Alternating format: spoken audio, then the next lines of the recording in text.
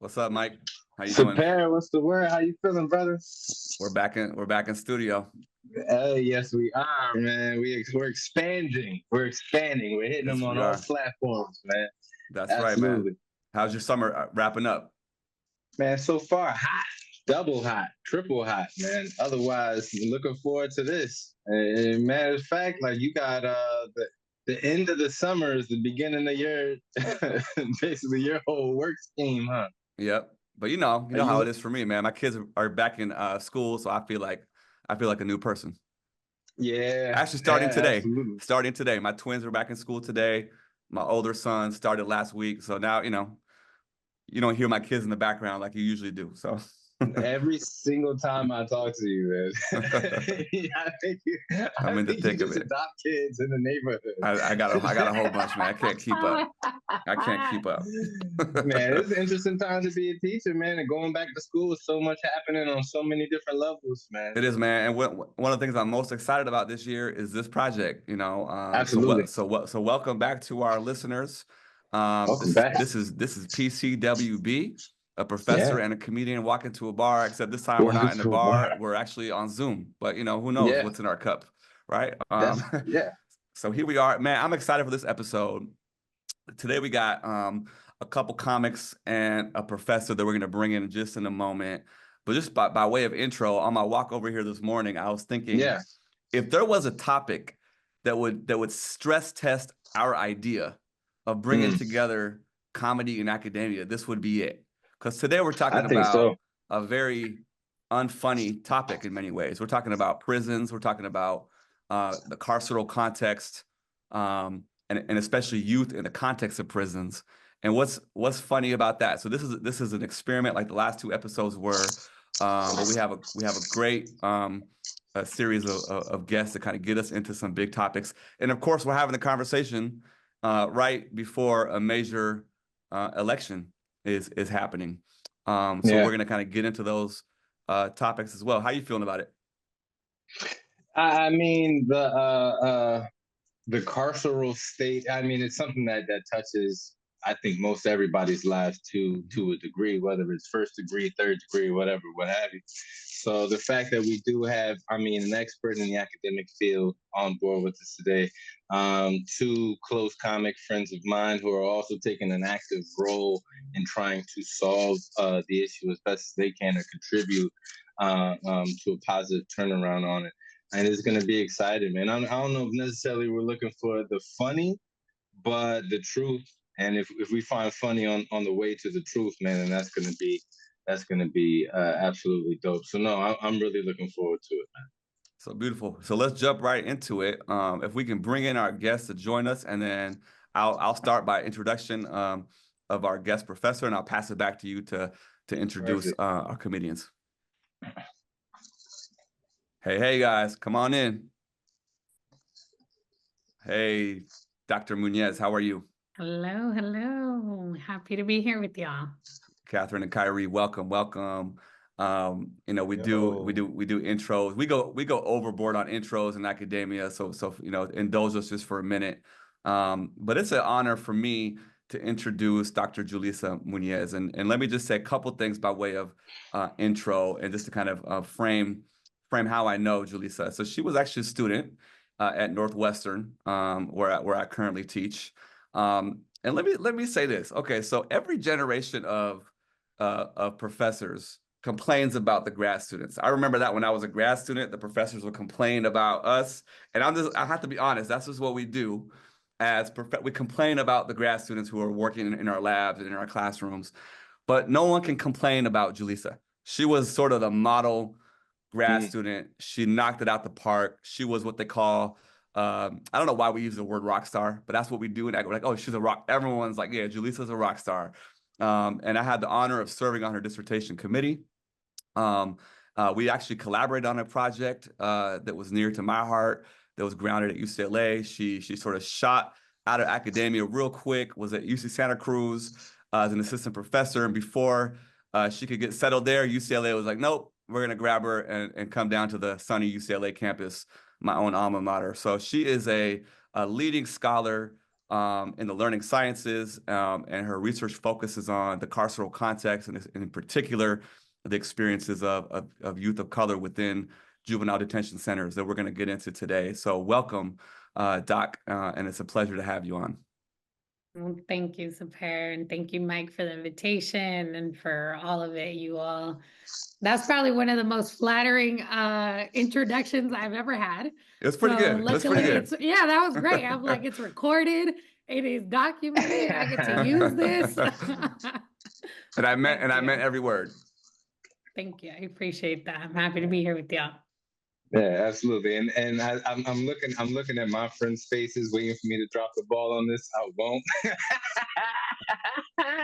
I brought on my side, man. These are two close comic friends of mine that I mean, sometimes comedy can be a job, and sometimes it is, it's having fun and being with your friends and saying outrageous things. And I've had the pleasure and privilege of doing that with both of these fine folks. So I have KyrieDaComic. If you ever perform with Kyrie and he's one of your friends, he will be a part of your performance, whether you ask him to or not. I think it's amazing. As Sepehr said, he was on Julissa's dissertation committee. I want to be on Kyrie's half-hour comedy special committee.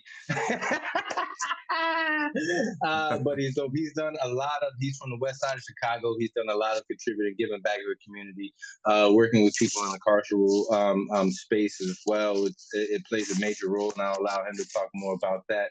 Alongside him, one of my other good close comedy friends who I've known for years. When you think prison and yoga, she should definitely be the first person that comes to mind, which blew my mind the first time she told me about that. But when you really start to work backwards from that thought, then it's not hard to make a leap on how that can be beneficial in that context, along with any other kind of counseling that she's done. But she also plays an active role in wanting to provide enlightenment in that space. And then combined, what they do is that they also have a podcast, which I believe is actually more than a podcast. It's more of a journey and more of a institution called Beyond Bars, where they work with people in different areas of the state when it comes to being incarcerated, whether they're out on their way in, general information. And it's just, I think it's incredible that we are able to, Sepehr, bring people from both of our respective worlds and once again collide and converge over the same topic and have this kind of discussion and discourse. So I'm really looking forward to it. And please, Kyrie, Kathryn, enlighten us, cover anything that I missed. No, you did well, brother. I appreciate you. I'm touched. You already know you're on the home team, so we definitely gonna make an outrageous special one of these days. But I definitely appreciate you. It feels good to be acknowledged for the stuff that I do off the stage. Not a lot of people always acknowledge the different things that I do, so I appreciate that. Yeah, super happy to be here. Thank you. Super happy. Hopefully, we're gonna impact the world. We don't even know it, but that's what we're gonna do. Yes, thank you, Mike. I'll just add that with Beyond Bars this upcoming season and going forward, we do have a third co-host as well in Felonious Monk, who I just wanted to shout out in his absence. Yes, he is on tour with Roy Wood Jr. this week, so he's not with us today, but wanted to loop him into the conversation as he does deserve his flowers and being a part of this and helping this grow. Appreciate it. So let's jump in, guys. And it's such a big topic, and I'm trying to figure out the right place to begin. In my mind, when we think about, and I'm very much, I'm a learner in this space, so I'm looking forward to be educated by all you all on this conversation. But when I think about incarceration in prisons, in the academic context, the book, The New Jim Crow comes to mind by Michelle Alexander, painting a big picture, right? And really, I have an immigrant family. My family's from Iran, and I say that to say a lot of people who aren't from here, weren't educated here, don't know about the scope and scale of incarceration in the United States. And that book, I think, put it on the map and on the radar for many, many people. And so, can we begin there? Like, what's important to know about the kind of state of incarceration in prisons for our listeners who might not be in the weeds, what's important to know, both from a youth lens, I'm thinking about your work, Julissa, but just in general, like what's important to think about and hold for people trying to get a sense of what's going on with prisons and incarceration in America? I could. If Jump in. Okay. Yep. I think that it's not like what TV has probably programmed some people, where they think the big bad villains end up in jail. I think that the system has become so robust and it has evolved into something that is really, really different, that so many people that you would not expect to be impacted are.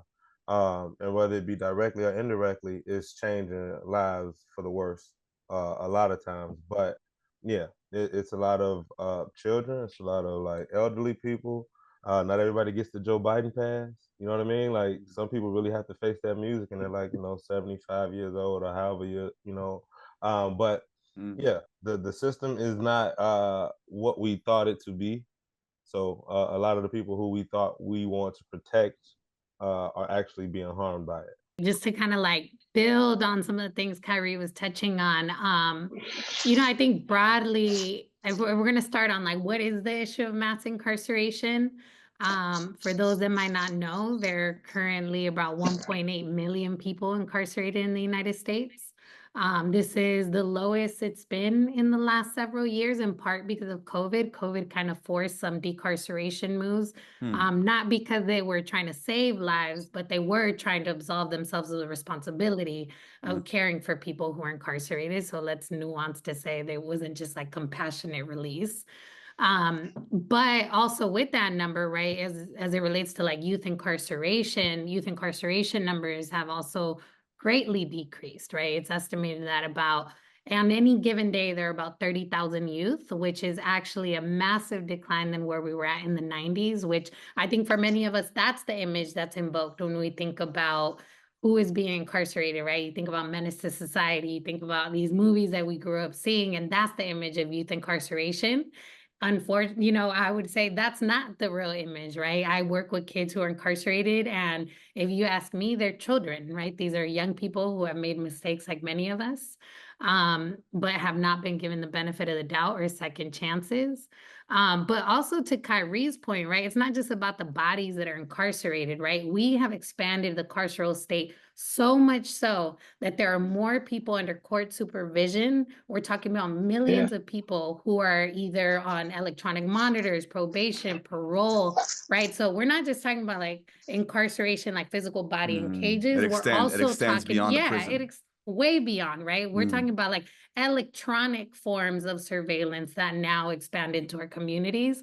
And so I think all of that fits into this conversation around what is incarceration and how has it expanded its reach to impact even more Black and Brown communities, because don't get it twisted, right? 2/3 of those incarcerated are Black and Brown, right? So it's our Indigenous community members, our Black community members, our Latinx community members, and even to some extent our Asian Pacific Islander community members.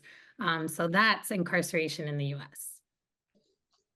I did have a question. I think for a long time standing now, everybody's had an understanding of the prison industrial complex, and then many aspects of time that have contributed to it, whether it's the war on drugs, whether it's vagrancy laws dating way back, or many things in between. A part of that conversation, I think, inside and outside baseball, is people talk about the privatization of a lot of these facilities. And I don't know if anybody's ever been conclusive, because the alternative to having a privatized facility or incarceration area run is obviously people have incentive to grow and sustain their own business, when the alternative feels like it's the government, which, I mean, that definitely feels like two evils when it comes to this particular topic. Is, out of anybody on our panel, do you lean a particular way and for any particular reason over privatization or this being sent to the federal side of things? I mean, they do have federal prison, but you know what I mean. So I would just say, so that is a very common misconception that people have. People think that while yes, the private system has grown exponentially, Mm, they constitute less than 10% of mm, holding spaces, right? Most correctional facilities are still state operated, county operated, and federally operated. mm, So while yes, there's been a move in the direction of privatization, especially if we're folding immigration detention centers into this conversation, right? Immigration detention centers have increasingly become private.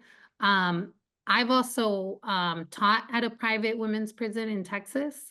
And I can tell you that the conditions are quite different, right? They can legally partner with corporations to provide quote unquote jobs and not pay people who are incarcerated, right? There's all these loopholes that they can further subjugate people who are already incarcerated and stripped from their freedoms. Just anecdotally, not that you asked this, but I actually think it's a good illustration of this, but I was teaching at a women's prison, and one of my students, we were probably week 4 in, just kind of disappeared, stopped coming to class, right? Black woman. And I was trying to ask around, like, hey, what happened with so-and-so? And they're like, oh, she got transferred to another prison. She's out where the pigs are. And I didn't really know what they meant by that. So I'm like, let me keep asking. Turns out that my student had been transferred to a prison a couple miles, several miles away, a couple hours away. And she was slaughtering pigs all day for hours. She would start her shift around 6 a.m. and work numerous hours unpaid, just slaughtering pigs. And this was considered a part of their programming and treatment. And so luckily we were able to make an argument like, look, this was a student who was a part of our program. She was on her way to get college, credits. Like, can we get her back? And within 2 weeks, we were able to get her back. But that is an example of what How old private was she? prisons. She was an older woman, so probably like in her early 30s, Okay. I would say. So it wasn't a youth facility. Gotcha. Okay. But yeah, like, having people slaughter pigs all day, like that's a form of rehabilitation. How? Wow. mm. Can I ask, one thing that's been on my mind? I was reading your article, Julissa, that you sent. Let me shout it out real quick. Where is it? I had the name of it here. Learning from Within, Life-Affirming Practices in Third Spaces Created by and for Incarcerated Youth, published in Educational Studies, just came out hot off the press, behind a paywall, but if you email her, I'm sure she'll give it to you for free. Yes. But you really focus and specialize in studying the experiences of young people, right? And people under the age of 18 in particular, in juvenile detention centers. I guess 2 questions. The first one is, what is important for the world to know about young people in these? I know a big aspect of your work is trying to humanize the young people who are in these spaces, given the negative image that society portrays them with all the time, right? So I kind of want to give you an opportunity to talk about what is it that we should know. And then secondly, I know this work is also very personal for you. So we would love to hear how you got into this work. And that's really a question for all of our guests. Kathryn, your project, Kyrie, your work. We would love to kind of get a sense of how you guys entered this work and why it's meaningful to you guys on a personal basis. Yeah, no, those are great questions. I'll start with the first one, and that'll probably lead me to that second question. So I think what I would want people to know about what it means for young people to learn while they're incarcerated, I think for most people, right, if you ask them to think about correctional education, I think the immediate image is that of an adult learner, right? Most people are going to immediately envision, an adult man or woman pursuing kind of, and most often like remedial education, right, in pursuit of, say, a high school diploma or a GED program. And for those of us who've worked in adult facilities, we know that it's quite different, right? And most often, if you're an adult, it is considered a privilege to access education. You typically have to have good behavior. You have to be either nominated or apply to join an education program. Sometimes it comes at an expense, right? It's not typically free. It is also very limited in numbers, right? Like less than 10% of the prison budget actually goes to education. And I would say the other piece of that, right, like, is people kind of erase and forget that young people are also incarcerated, and the conditions of youth who are incarcerated are quite different. In the United States, incarcerated youth have to have access to educational programming. It is a right, it is a protected right under the Every Student Succeeds Act, and that's not the case for adults. Adults do not have a right to education. It is offered as one of several opportunities for programming, right? And in some cases, it is restricted to people who are going to be released within the coming years, right? Which excludes an entire group of, folks who are serving life sentences, 30 plus years, whatever it might be. On the youth side, youth have to go to school. It is a mandate that they have access, and most often a big part of rehabilitation, quote unquote, programming is going to school. So from 8:30 in the morning till about 3:30, kids are in school Monday through Friday, right? There is physically a school located inside of a juvenile detention center. There are teachers, there are principals, there are students. If you picture a classroom, there are desks, there are books, right? It is a classroom, right? And so I think that's the biggest distinction that I oftentimes have to push people to better understand, is that because it's a protected right and there is actual funding that goes behind the type of programming that youth have access to, it is central to our understanding of incarceration of youth in a very different way than adults. But then that leads to a lot of inequalities, which I'm sure we'll touch on later. So I won't necessarily dig into that, but there are a lot of inequalities that go into juvenile court schooling. And then that kind of, I guess, brings me to the second part of your question.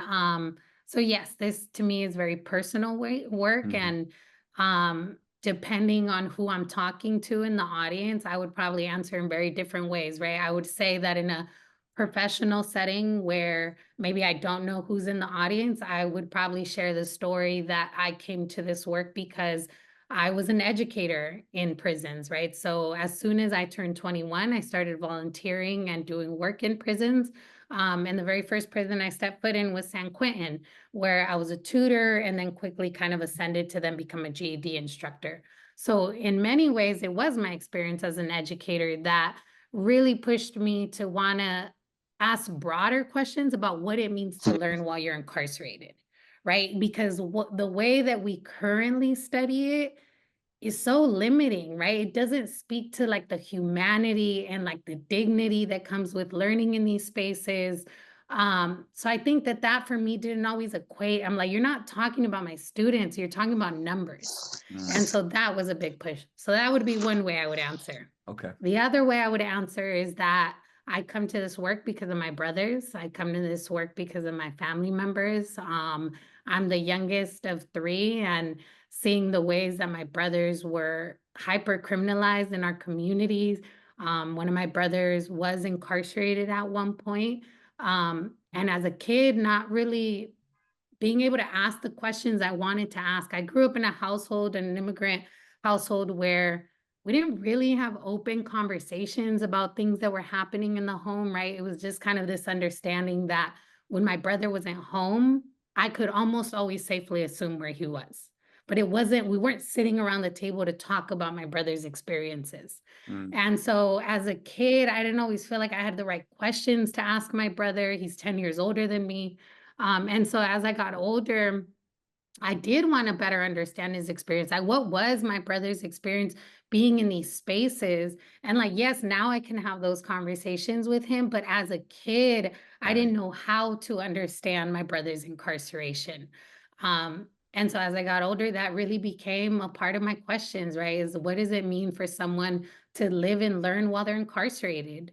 Right. And not just recidivism rates, not just employment rates, but like, what does that do to someone's spirit and identity and relationship to learning? And I think that's what kind of fuels my pursuit of this. It's really powerful to hear you narrate the genesis of your intellectual pursuits and those very intimate family experiences. Thank you for sharing. Thanks.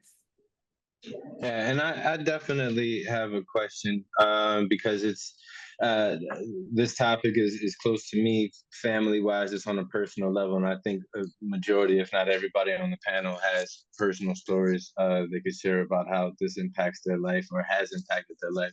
So my question is, and it is painfully obvious, I think, right now, just because we're in an election year and we're months out from an election, and you really start to find out the thing that moves the needle is voters, right? The whatever voter base that XYZ candidate is going for. And if you are incarcerated, if you're a youth and you're incarcerated, if you're youth, you don't get to vote anyway. So you're not exactly the squeaky wheel. And if you are an adult who's been incarcerated, you've had that right taken away. So once you've come out, it is easy for society, it feels like, to move on or to look over you. And I know definitely for all of our guests here, there's an actual incentive and a plan in place and a drive to see folks make a transition back into, quote unquote, normal life, right? Are there any projects or standards or anything in the government, anything on the horizon or anything that you guys know about that is helping with this transition that people can get behind, go look up, try and get involved in?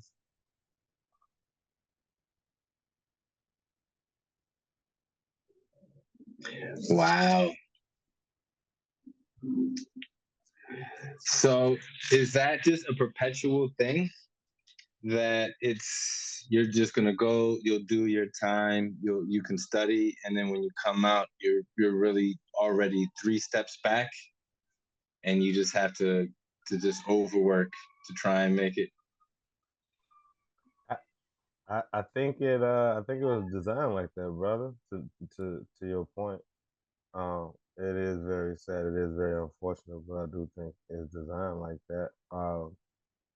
Only from my angle, because I work with violence intervention and prevention services, and so we partner with people as they were coming home and trying to do some of the correcting that wasn't correct in the correctional facilities. It's a lot.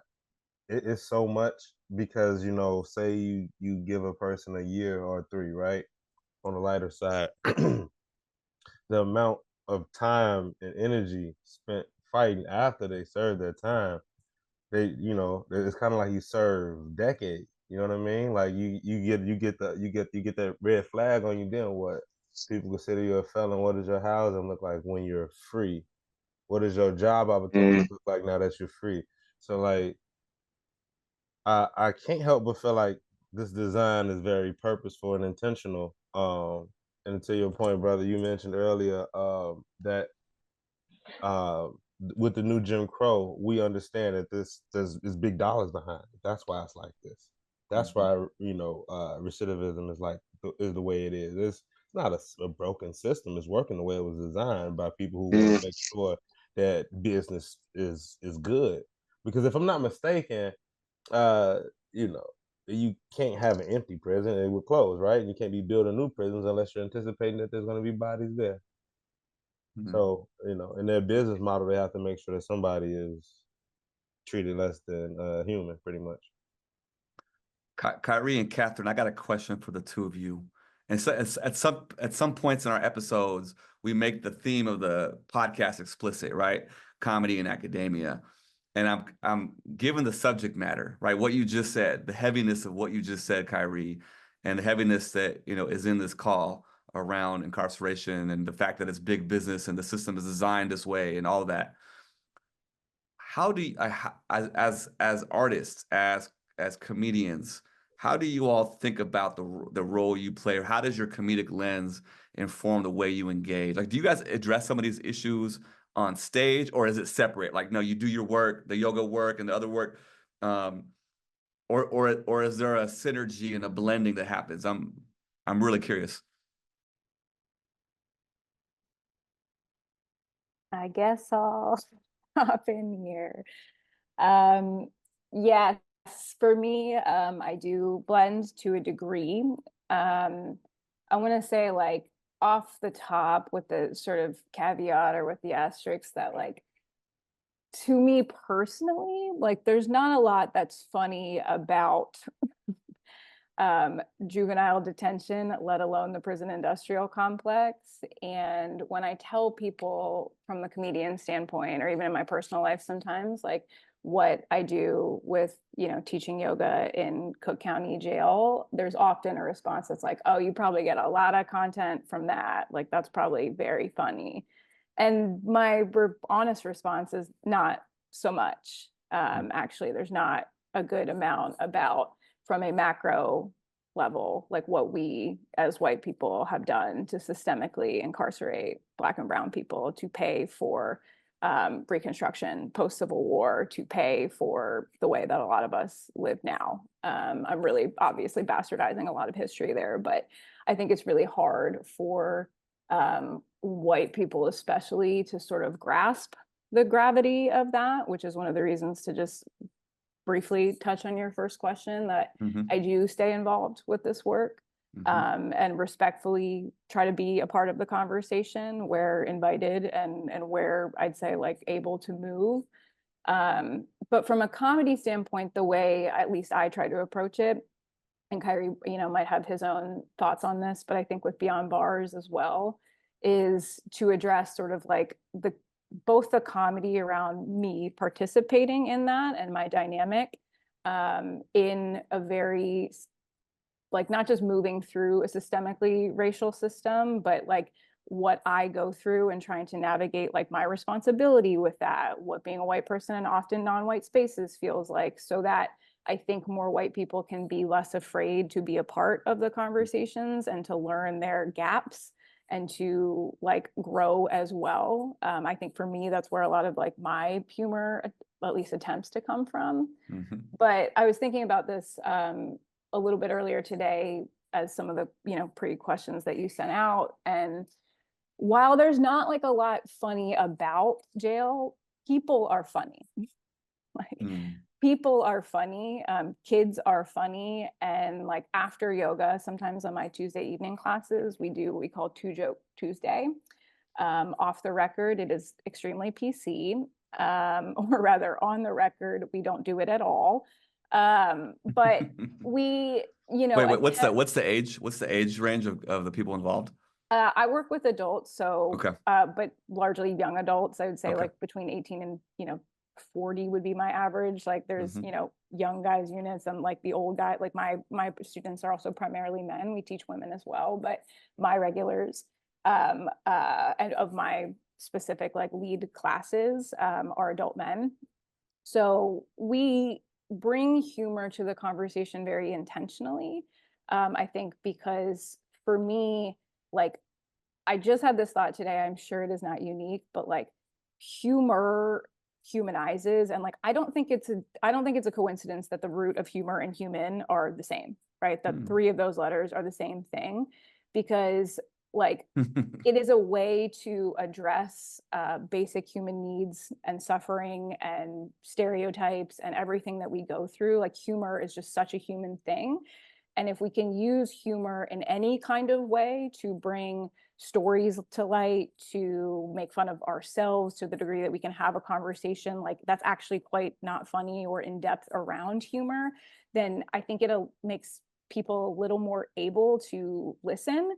And one of the things we're always trying to do with Beyond Bars, and I think it's just, I'd say specifically one of our missions with Beyond Bars is to like humanize, because again, this isn't our quote, but like we have heard this before, that humanization is like the end to decriminalization, right? Because there's this others and there's this separation of not like me, right?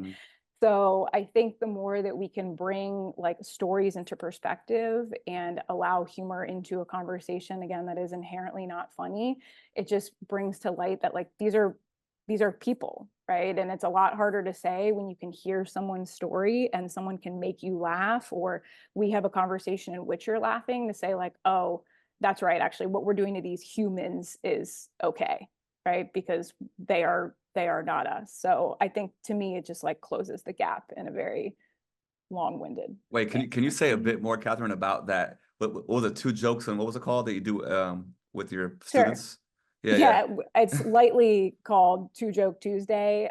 So they know a lot of our students know that I do stand up and that I do comedy because we also invite them to come do the podcast upon release, which is a huge, like Beyond Bars is separate from Prison Yoga Chicago, just to be clear, so that frankly, Prison Yoga Chicago can continue to operate within the system that is Cook County Jail, and people can come on Beyond Bars and speak freely in the ways that they'd like to.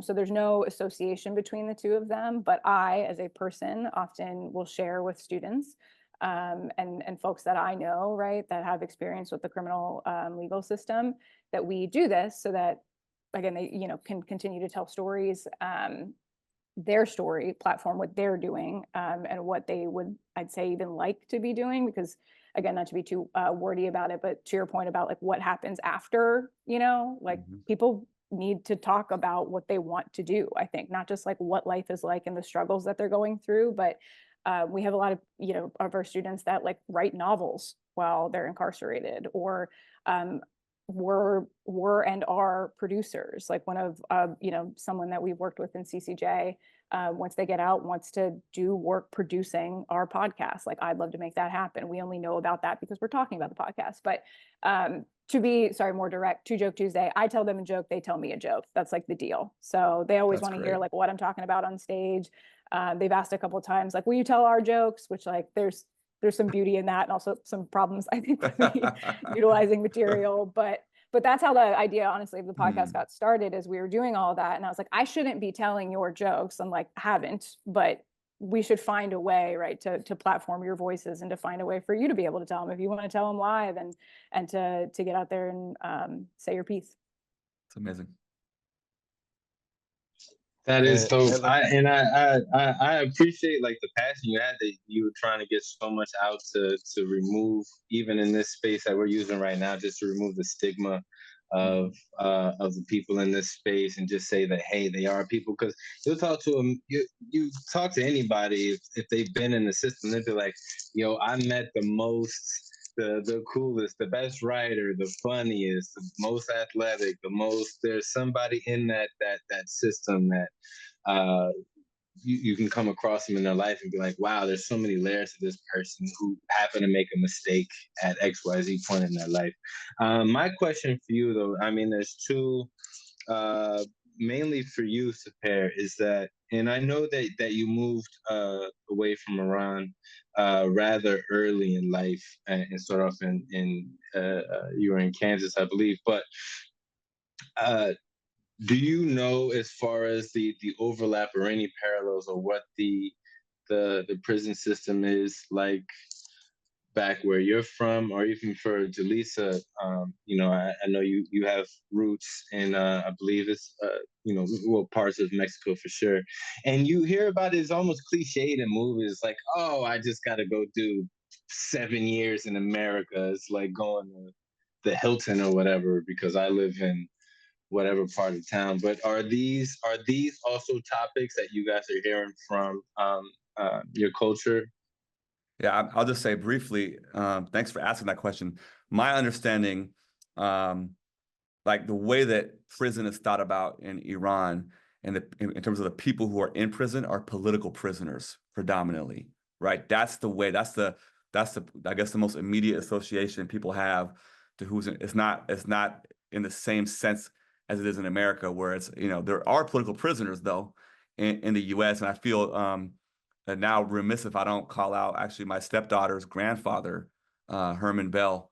I don't know if you all have heard of him before, but he was locked up for 45 years.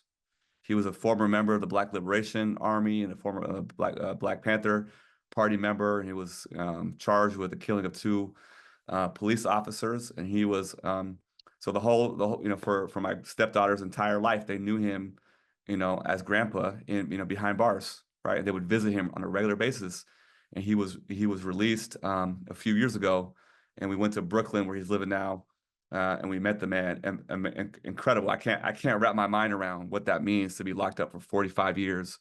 But I mentioned his name to say, while in Iran the context is political prisoners, there is a legacy of political prisoners in the US as well, right? And I know some people are really key on highlighting that context and that work, and so that's at least the way I think about from a global lens. And it's ongoing, right, in Iran. Like there's many people who get locked up for like, I don't go to Iran. I can't travel to Iran because I've done some scholarship based, related to Iran. And I have the fear that, hey, they might lock me up in Evin prison. And so it's definitely a problem over there.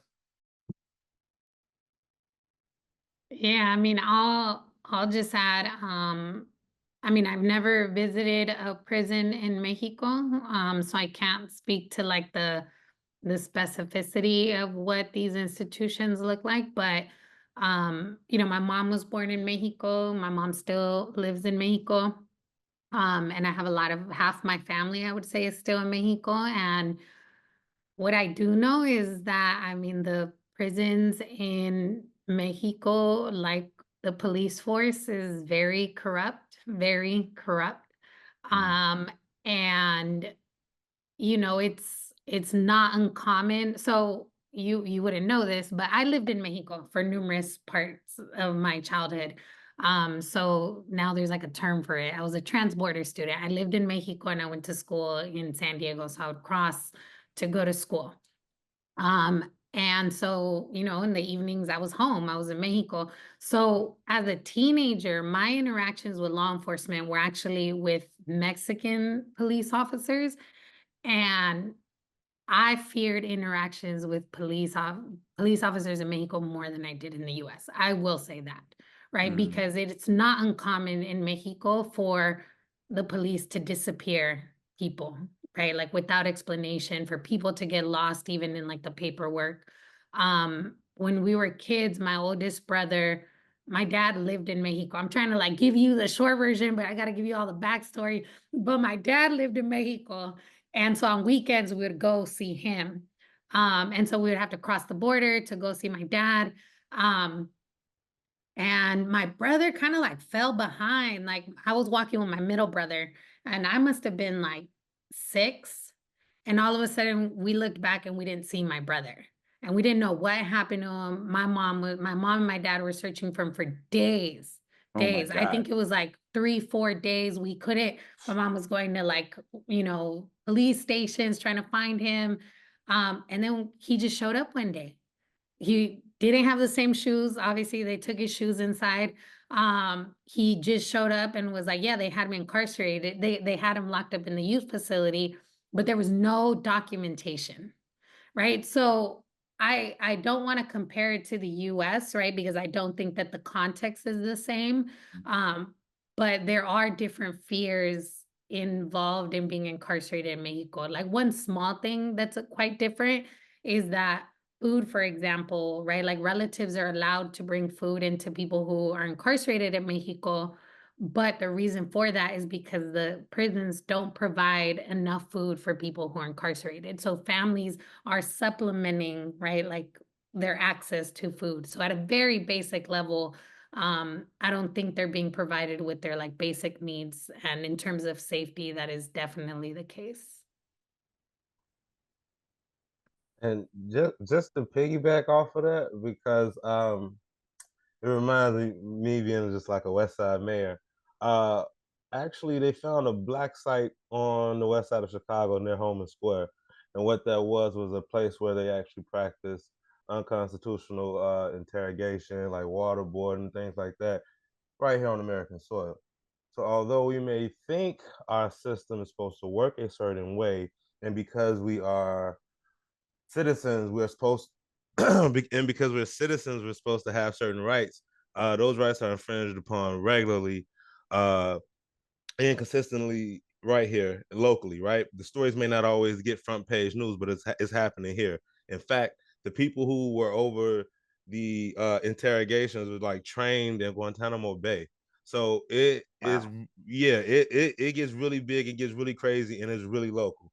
And so I think that, just word to what Martin Luther King said, injustice to anybody, anywhere is a threat to justice for everybody. You know what I mean? So as long as we have those type of human rights infringements for anybody, we're going to always look at a threat to everybody, Absolutely. And I have another question, especially for us being here in Chicago, and Julissa has spoken to it a moment ago around the COVID period in America's recent history, there was decarceration done on a mass scale. I know it happened in Chicago, listed under various reasons. And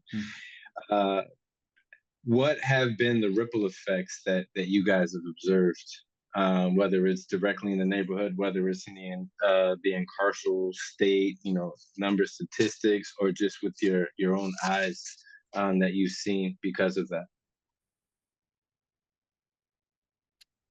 I'll mention one that I think is very like near and dear to my heart, because I think that it is a massive, I would argue, like a human rights violations. But because of COVID, a lot of jails and prisons have removed in-person visitation, right? So during COVID, the excuse was, right, like limiting kind of in-person interactions to ultimately, right, like try to prevent the spread of COVID-19. At the time, that makes sense. From a public health standpoint, it made sense, right? So then they introduced like video conferencing, where now families can communicate over things like Skype and Zoom, right?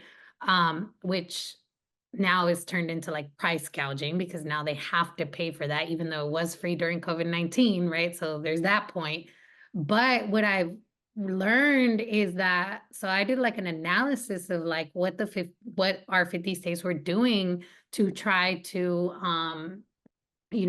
facilitate family visitation.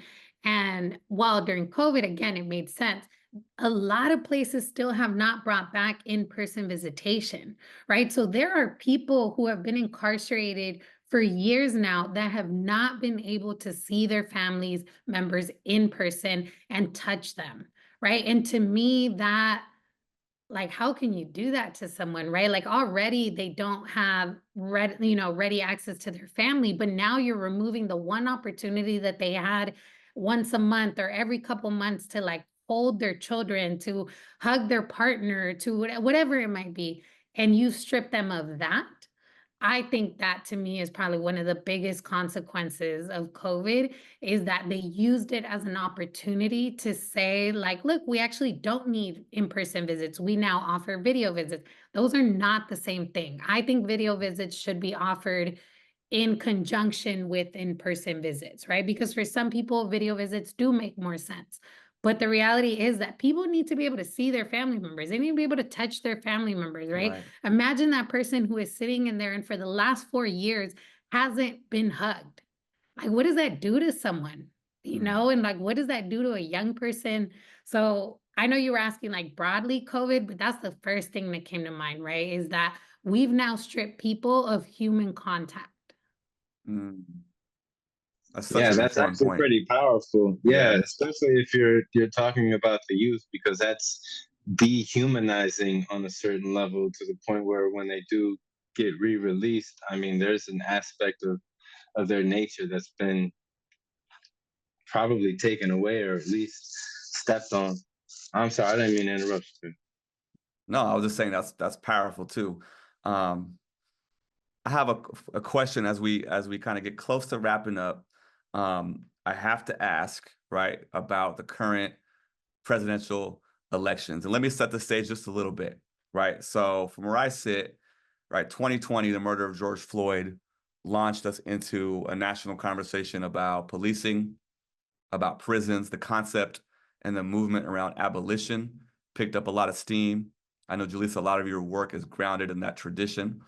Fast forward to the current moment, and the Democratic nominee, Kamala Harris, former prosecutor, and everything that entails, right? She's going up against Trump, but she has this background as a prosecutor, and this,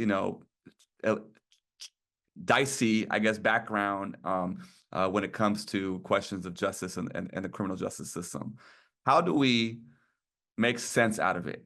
What's the right way to think about it, given what's at stake nationally, and given what's happened around conversations around policing, abolition, and the law over the past few years?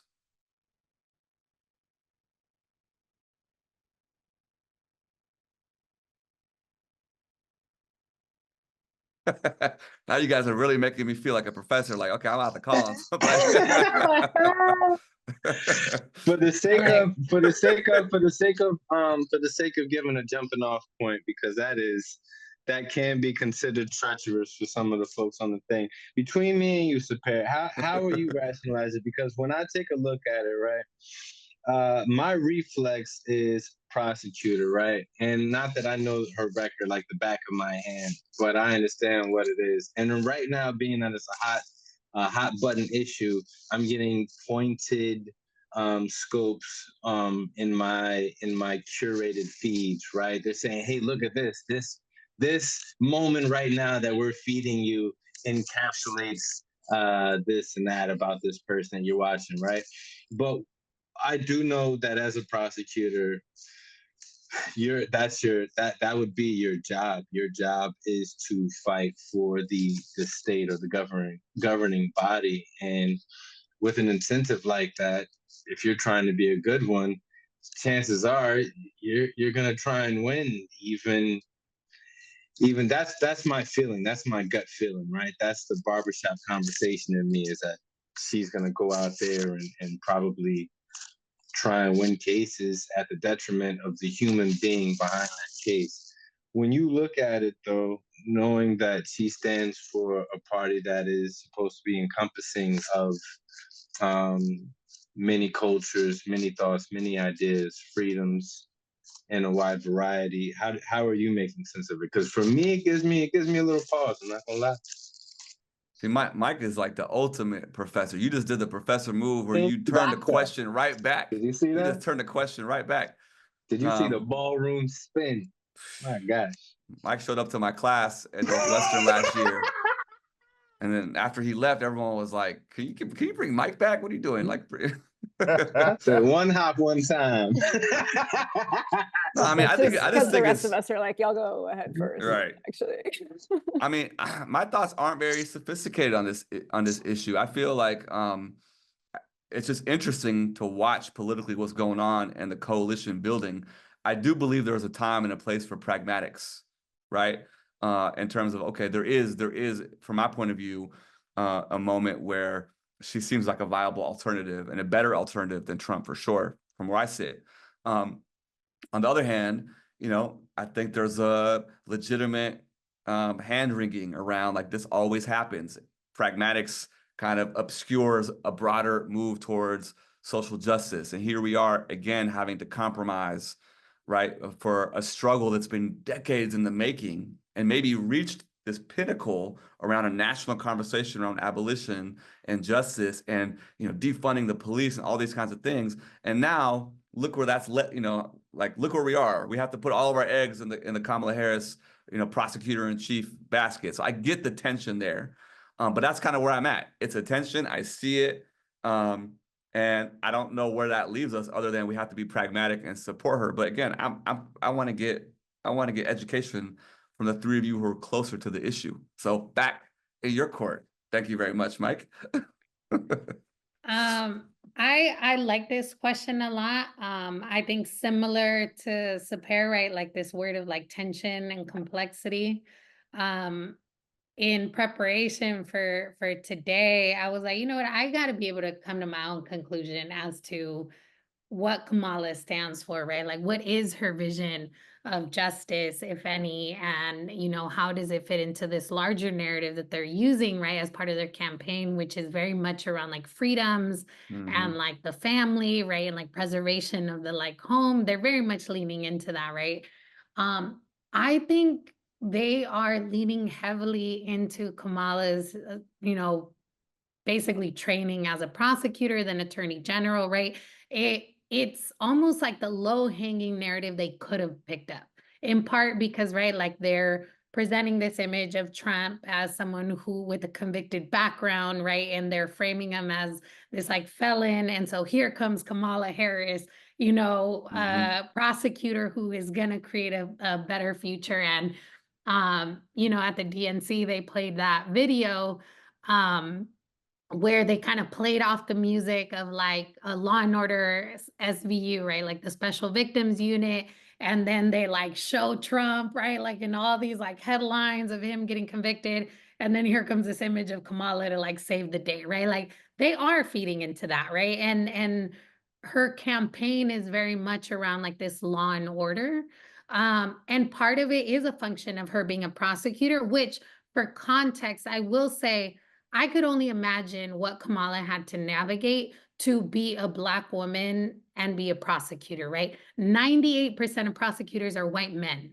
So she is navigating that as her terrain, right? And naturally, prosecutors always kind of align with the side of policing. And Kamala's had a contentious relationship with police force, right? At times they haven't supported her, and then they've come around and they have supported her.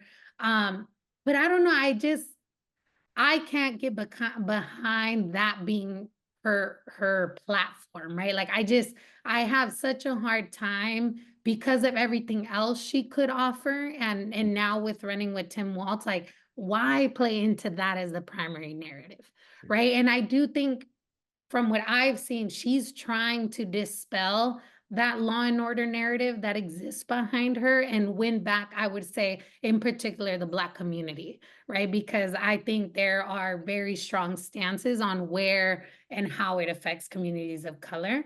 But I don't know if she's won those votes back quite yet, right? She hasn't shown that she's necessarily trying to do something different. I will say though, if I'm thinking about like the potential of her doing something different, I know that she proposed the idea of creating a National Police Systems Review Board in response to, you know, obviously the 1,000+ people that get killed every single year at the hands of law enforcement. So she did propose kind of creating this oversight board that would in many ways like collect the research and data, but also oversee all 18,000 police departments in the United States, right? Similar to, they compare it to air traffic control, right? Like they have an entire board that oversees, and that's why airplane crashes have gone down. So I do know that that is one thing that they've proposed as like, if I were elected, I would create this national police board. So I think that gives me a glimmer of hope, something like that, that would create a systems accountability of law enforcement. Because I mean, being based in Chicago, you all know that that is very much connected to what we see and who we see in carceral spaces. Accountability for law enforcement is incredibly high on the priority list. And then a lot of your other points that you were making as far as who she had to become to rise the ranks of prosecution. And it feels more so in this particular turn that the people that are for Trump this election are for Trump, period, end of story. A section of the people that are for Kamala are just against Trump, it feels like. And like their passion doesn't lie necessarily in I'm standing for this particular candidate, but because she became a candidate 3 weeks ago. Yeah, basically, right? And I'm actually very curious to find out from Kathryn and Kyrie. So I'm on the side. I got to go get my hair done on the south side. You know, I moved from the south side about a year ago, but I mean, my heart's down there forever, and I still go talk to the people down there. The sentiment isn't necessarily, of course, we're going super Democrat like always, every 4 years or whatever. And that's the South Side. You know, the West Side is Chicago, but the West Side is a whole other planet. And I'm curious to find out, you know, what is the sentiment that you're getting in the barbershops, where the real people are having the real conversations, the barbershops, the lawn talk, or even more so, Kathryn, you're spending time in these facilities. And I know that a lot of those folks don't have the right to vote anymore, but the conversation is still going to be there. And I'm interested to hear what your pulse of the streets are on these two candidates right now. Because it's shocking, the people that you think are supposed to go one way, what they're saying these days. I like to reference Malcolm X, man. Them things coming home to roost right now, brother. Kathryn knows I do a lot of like voter registration stuff. And so we're pushing people to get registered to vote. I don't want people to vote a specific way. I want people to feel empowered in the system that they are a part of to make the change that means something to them. So it's bipartisan. But what I will say is that I led, like maybe a month ago, I did a voter registration event or like a program with like 30 young women on the west side of Chicago, all Black. And when I say young women, I mean like pretty much kids, like 18-year-old, 19-year-old, first time voting. 0 of the people wanted to vote for Kamala. And I think that it's a type of backlash from people who felt forgotten, people who felt like their issues have always been put on the back burner. Every 4 years is wait another 4 years. People who have not actually, been treated well by the majority, which is something that this French guy, de Tocqueville, this is an old French guy who studied American democracy, and he talked about he talked about the tyranny of the majority, and what we're looking at is the backlash of that, where now we need to come together. All of these communities that have our rights have been infringed on in big ways within the last 8 years because of Supreme Court decisions, whatever. So now's the time we all have to come together. Now people feel away. They're like, hey, yo, you forgot about me. Yo, you got that feel when you ain't look out for me. Or, dog, we still waiting on answers from Sandra Bland. Like, so many different things can be brought up from so many different communities who feelings are valid. And I think that if we treat them with invalidation one more time, we're gonna get some just desserts from people who, no matter how you vote, they still are here. No matter who wins, they still are your fellow countrymen, and you have to line up beside them in some shape, form, or fashion. And I think that is going to be very telling in the next few years, because, Mike, I'm gonna be honest with you, brother. If Trump win or Kamala win, I still don't want police to pull me over. I don't care who. I still move the same way. I still move the same way I move when I don't like Obama. I don't care who's president. I still fear for my life, dog. So I don't know about that, but wow. I can't. I know our producer Raphael. He's listening intently. I can't wait to hear his thoughts on this topic. But don't take the west side of Chicago for granted. Don't take the south side of Chicago for granted. Don't take. That's the message. Jake Tapper, are you listening? Democratic Party officials, are you listening? Like that's a powerful word. It's gonna be very interesting. You see the comment from Raphael.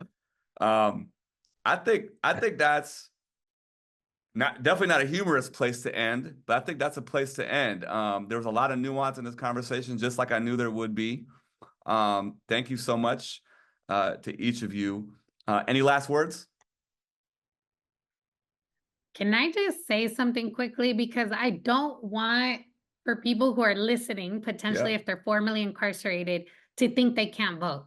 That is a misconception. You cannot vote while you're incarcerated. If you are in a state, federal, or local detention facility, you can't vote while you're incarcerated. But once you're released, even if you're on parole or probation, you can vote. I think at one point there's been like this misconstrued understanding of not being able to vote. And I think that is purposeful. That is by design, that we have made people believe that because they have been convicted of a felony misdemeanor that they can't vote, but you actually can. Thank you so much for sharing that. That's powerful. Thank you. Thank you for clearing that up. I also want to sneak in a quick shout out to my mother-in-law. I love you, mother-in-law. Her name is Mickey Ross, and she runs an organization in the Bay Area by the name of Ripple Effects, which actually I'm a board member of. And she works with incarcerated women in 5 California state prisons, providing care packages and also doing reentry work. And she's a legend in the community. Mickey Ross, mother-in-law, I love you. And the work is ongoing. Any final words from our guests or from Mike? Oh man, I truly appreciate my 290 guys on the call. My girl Kathryn. I mean, for real, being that they it's not like they were like, oh, let's hurry up and do something to get some content. Like, they're really involved in the space. Like, this is really a passion that they have. Kathryn is involved in many different levels. Kyrie is involved in many different levels. It's not anything that they're always going to publicize, but I know them off and on stage. So to know that they're actually genuinely passionate about this, and from getting to know Julissa in these moments of time, I could tell that she also is, which is, I mean, it's incredibly dope that these folks are putting their effort where their mouth is, and I think anybody on the level that has a privilege of coming across their path should feel good knowing that there's folks like this that's really working hard for them. So that's so dope. Yeah, I appreciate everybody as guests on today, for real. Same, and I hope to meet both of you in person. If you have any upcoming shows, please, we have each other's emails. Let me know. I'd love to step out and catch a show when I can.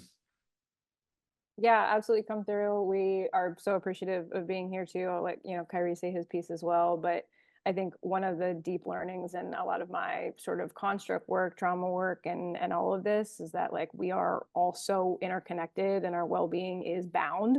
So it's one of the reasons that we do what we do, but I think it's also one of the reasons that these podcasts are not just important, but they're useful. They're, like, frankly fun. Thank you. I've learned from all of you today, and will continue to, and follow what y'all are doing. And yeah, I just appreciate the opportunity to be included, not just to share what we do, but to, like, for my own, frankly, personal growth and ability to spread that around as well. Appreciate it, and ditto.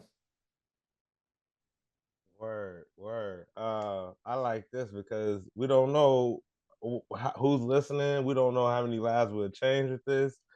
Man, I sound corny, but it's this quote from, like, Margaret Mead that talks about pretty much never doubt the ability of people pretty much to come together and create conversations of meaning about the things that we care about, because that's the root of all change, right? And pretty much paraphrasing, but I really like the idea of all us coming together like this. I'm grateful for y'all having me on, having us on. Also, check out Beyond Bars. Love that. I got a show on the 13th that I produced at Lincoln Lodge called Ask a Comedian. It's pretty cool, pretty innovative. On September 13th? Yep, September 13th. Mike, we got to get you one of the dates this year, bro, so you can come pull up one of these months. I was about to edit your whole face and voice box out of this episode if you didn't say that. It's a really innovative show that allows people to use technology to interact. So you use QR codes around the room to anonymously ask comedians questions after their set, and they answer live. So yeah, got to get you through there, brother. But always, support local artists, and most importantly, support yourself. And support this podcast. This is our 3rd episode. This is a grassroots project. We're just getting it going. Subscribe, share, tweet, whatever you do. Instagram, and we're on the go now, Sepehr. Yep. We can do this anywhere, anytime, with anybody. That's right. This is the first GoPro. Yep. Thank you all. This is dope, man. This is dope. Thank everybody for coming out. Professor and comedian, welcome to a bar. I'm your co-host, Mike Knight, along with my other co-host, Sepehr Vakil. Peace.